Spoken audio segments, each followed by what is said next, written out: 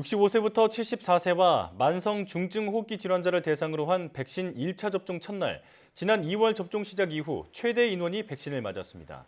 접종 인센티브와 자녀 백신 예약으로 백신 접종에 속도가 붙을 전망입니다. 네, 고려대학교 약학대학 김정기 교수 전화로 연결해서 자세한 내용 알아보겠습니다. 교수님 나와 계십니까? 네, 안녕하세요. 네, 방역 당국이 고령층 대상 백신 접종이 순조롭게 진행되고 있다고 밝혔습니다. 이런 추세라면 상반기 1,300만 명을 접종하겠다는 목표도 무난하게 달성할 것으로 전망했는데요. 교수님께서는 어떻게 보십니까? 일단 기존의 1차 이상의 백신 접종을 맞은 접종 완료자에다가 현재까지 백신에 대한 접종 예약자 수를 합산한 그 수치가 네. 정부에서 얘기하는 상반기 목표인 1,300명에서 한 188만 명 정도가 모자라는 수준이거든요. 예. 이 정도 수준이면 충분히 달성은 가능할 거다라고 생각을 하고 있습니다. 예. 물론 현재까지 60세에서 74세 접종 예약이 마감이 되지 않고 한 일주일 정도 남았는데 일단 이 연령대를 대상으로 해서 188만 명을 다 채우지는 못할 것 같은데 예. 일단 목표치를 그러니까 예약자 기준으로 봤을 때 예약률로 봤을 때는 이 목표치를 채우기 위해서 아마 우선 접종 대상자의 범위나 대상자를 조금 더 확대할 가능성은 좀 있다. 그러니까 그렇기 때문에 앞서 말씀드린 것처럼 예약자 기준으로 봤을 때는 목표를 채울 수 있을 것 같다라고는 보고 있습니다. 예. 근데 중요한 거는 상반기 목표를 채우느냐 아니냐가 중요한 것이 아니라 예약률 기준으로 상반기 목표를 채우더라도 관건은 실제로 1,300만 명이 다 접종을 받을 수 있느냐거든요. 예. 근데 현재 백신 물량이 상반기 내에 들어올 수 있느냐 이 부분이 남아 있습니다. 그래서 결국은 목표 달성을 위해서는 수급 문제가 해결이 돼야 된다라는 부분이 좀 남아 있고요. 정부에서는 물론 수급도 문제가 없을 거로 예상은 하고 있습니다만 국내로 완벽하게 들어온 것이 아직 다 들어온 게 아니기 때문에 이 부분은 아직까지 물음표로 남아 있다라고 생각을 하고 있습니다. 예. 다만 가장 중요한 부분은 실제로 백신이 국내로 들어와서 접종이 1,300만 명이 다 이루어진다라고 하더라도 그 수치가 전 국민의 약 25% 수준이거든요. 이후에는 7월부터 새로운 사회적 거리두기 체계를 적용할 예정이기 때문에 아직까지 25% 정도의 그 접종자 기준이 이 집단 면역이 형성됐다라고 보기에는 턱없이 모자란 수준이거든요. 네. 그렇기 때문에 집단 면역이 이루어지지 않은 상황에서 방역 기준을 완화할 가능성이 있고 그렇게 되면 전파가 오히려 확산할 가능성이 있지 않을까라는 우려스러운 부분이 있고요. 특히나 개인적으로는 7월부터는 변이 바이러스가 지역사회에서 보다 더 만연해 있을 가능성이 상당히 높거든요. 네. 그렇기 때문에 집단 면역이 형성되지 않은 상황에서 이렇게 방역 기준이 완화됐을 때 그 어떤 새로운 여파 같은 경우에는 상당히 좀 우려스러운 부분은 남아 있다 이렇게는 생각을 하고 있습니다. 네. 자, 그런데 일부에서는 집단 면역 형성을 두고 조금 다른 주장이 나오고 있습니다. 방역 당국은 접종률이 70%를 넘으면 앞서 목표로 한 코로나19 집단 면역이 형성될 것이다 이렇게 보고 있지만 또 일부에서는 접종률 70%로는 집단 면역 형성을 보장할 수 없다 이렇게 주장하고 있는데요. 교수님 생각은 어떠십니까? 일단 이 부분은 전문가들마다 그리고 정부에서의 입장이 서로 다르거든요. 이 부분은 집단 면역의 기준을 어디에 두느냐입니다. 그래서 집단 면역이 물론 정부에서 얘기하는 것처럼 70% 전 국민의 70%가 백신 접종을 맞게 되면 예. 어느 정도 전파는 많이 줄어들 가능성은 있습니다. 이 상황이 과연 집단 면역으로 볼 수 있느냐라고 하는 부분이거든요. 그렇기 때문에 일부의 전문가들은 이 정도 수치로는 집단 면역이 형성되지 않았다라고 보는 게 더 맞다라고 얘기를 하고 있는데 네. 저도 개인적으로는 정부에서 얘기하는 70% 접종률 가지고는 집단 면역이 형성됐다라고 볼 수가 없지 않을까라는 생각을 가지고 있습니다. 예. 대표적인 이유로는 코로나19 바이러스 같은 경우에는 다른 바이러스 대비 전파력이 굉장히 높거든요. 그렇기 때문에 체내 바이러스 양이 많지 않아도 전파를 시킬 수 있는 특성이 있습니다.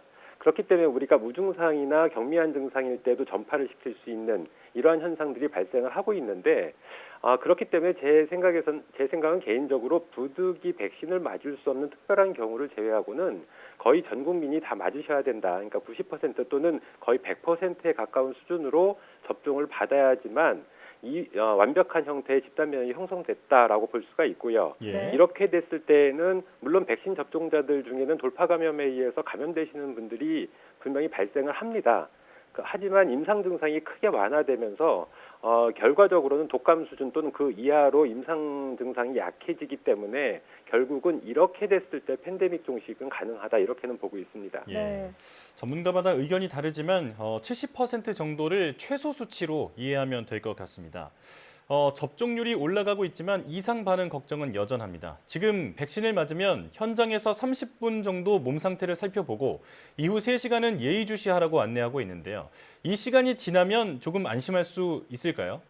일단 가장 우려하는 부분은 경미한 정도의 이상 반응은 크게 문제가 되지 않습니다. 네. 근데 가장 문제가 되는 게 이제 중증 이상 반응이거든요.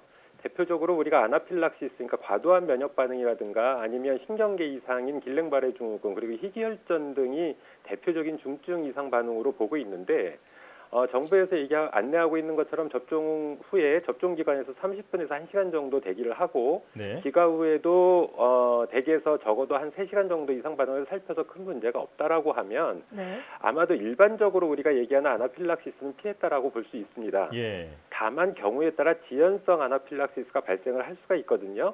이러한 지연성 아나필락시스는 접종 후 수일 이내에 발생하는 경우가 있기 때문에 일단 정부에서 안내하는 대로 해도 완전히 안심하기는 좀 무리가 있지 않느냐 이런 생각을 가지고 있고요. 예. 그리고 혈소판 감소성 혈전증이라든가 길랭바레 증후군 같은 경우에는 접종 후에 수주에서 한 달 이내에 또 발생할 가능성이 있고 경우에 따라서는 그 이후에도 발생을 할 수가 있거든요. 예. 그래서 여전히 위험의 잠재성은 있다라고는 보고 있는데 다만 보편적으로는 접종 후 3일에서 한 일주일 이내에 특이적인 이상 반응이 없다라고 하면 그나마 좀 안심해도 되지 않을까라는 생각을 가지고 있습니다. 예. 이 백신 접종을 한 이후에 3시간 정도 큰 이상이 없다 하더라도 그 이후에도 계속 몸 상태를 예의주시하는 게 좋겠습니다. 전 세계적으로 확산하는 인도 변이 바이러스가 심상치 않습니다. 다른 변이 바이러스보다도 전파력이 강한 것으로 알려졌는데요. 얼마나 위험한 변인가요? 일단 현재까지 연구 결과들이 많이 축적은 안 돼 있는데 일부 예비 연구 결과에 따르면 전파력 같은 경우에는 가장 전파력이 높다라고 평가되고 있는 브라질발 변이 바이러스하고 유사하다. 그러니까 기존의 야생형 코로나19 바이러스 대비 한 160% 정도 높다라고 평가를 받고 있습니다. 네. 그렇기 때문에 현재가 작년 10월에 발생했던 이 인도발 변이 바이러스가 현재 전 세계 30개국 이상으로 급속히 확산한 상태고요. 그래서 WHO에서도 그동안 관심에서 우려 변이 바이러스로 이 격상을 시켰다라고 볼 수가 있습니다. 예. 다만 병원성에 대해서는 아직 조사 중이고요. 가장 관건은 우리가 백신을 맞았을 때 그러면 백신 효능을 회피할 수 있느냐? 이 부분은 가장 높은 회피 능력을 보이는 게 남아공발 변이 바이러스입니다. 네. 근데 이거에 비해서는 상대적으로 회피 능력은 적다라고 평가를 받고 있거든요. 일단 전파력이 상당히 높고 어느 정도의 백신 회피 능력이 있다라고 평가를 하시면 될 것 같고 일단 어떠한 요인에 의해서 그런지 실제로 전파력이 높기 때문에 그럴 걸로 예측은 하고 있는데 일단 급속히 확산하고 있는 점 그리고 현재 국내 같은 경우에는 영국발 변이 바이러스가 굉장히 크게 확산을 하고 있거든요. 네. 네. 향후에 몇 개월 후에는 인도발 변이 바이러스도 못지않게 많이 확산할 가능성이 있다라고는 생각을 하고 있습니다. 네. 앞서 언급하셨듯이 문제는 인도 변이 바이러스가 국내에서도 발견됐다는 점인데요. 인도 변이 바이러스의 유입이나 확산을 막기 위해서는 어떤 대안이 가장 효과적일까요? 일단 기존에 우리가 하고 있는 것처럼 방역 수칙을 준수한다라고 하면 어느 정도는 차단을 할 수 있다라고는 보고 있는데 현재 정도의 방역 수칙 준수는 안 됩니다. 그러니까 이러한 예. 변이 바이러스를 크게 확산을 저지하기 위해서는 적어도 2.5단계 정도 수준의 사회적 거리 두기를 우리가 취해야 된다라고 보고 있는데 이건 현실적으로 현재 불가능하기 때문에 현실적으로 가장 효과적인 차단 방법은 백신 접종에 있고요. 예. 그렇기 때문에 백신 접종에 의해서 집단 면역이 형성돼야지만 변이 바이러스가 유행을 하더라도 이거에 의해서 전파도 막을 수가 있고 이후에 발생할 수 있는 치사율이라든가 중증의 위험도도 낮출 수 있다 이렇게는 보고 있습니다. 네. 결국은 백신 접종이 답이라는 말씀으로 정리할 수 있겠습니다. 고령층 백신 접종이 본격적으로 진행되고 있는데 접종 전에 몸 상태를 점검하고 접종 후에 충분한 휴식 같은 안내사항을 잘 지켜야겠습니다. 지금까지 고려대학교 약학대학 김정기 교수와 함께 코로나19 상황 살펴봤습니다. 고맙습니다. 네, 감사합니다.